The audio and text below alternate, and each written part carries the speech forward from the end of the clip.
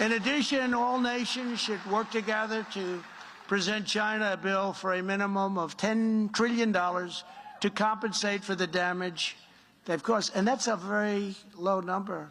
The damage is far, far greater than that. As a first step, all countries should collectively cancel any debt they owe to China as a down payment on reparations. The nations of the world should no longer owe money to China. China has destroyed so many nations. I mean, we came out better than anybody.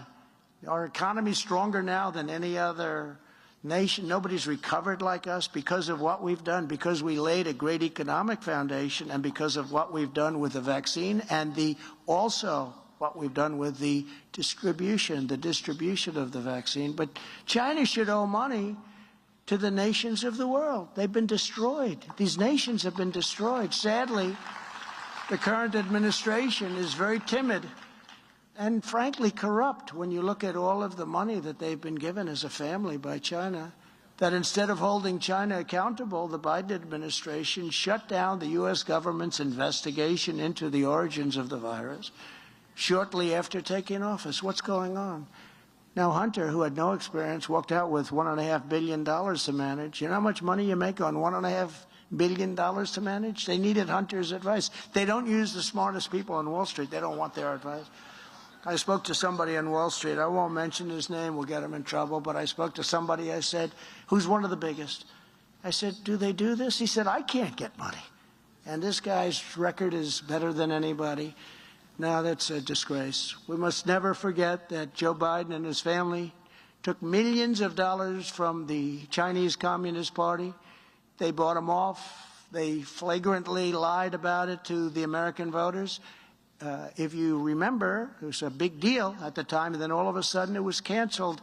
They didn't want to talk about it. The big tech and the fake news media didn't want to talk about it. You could talk up a storm. In fact, I'll guarantee you those cameras are starting to go off right now. It's true.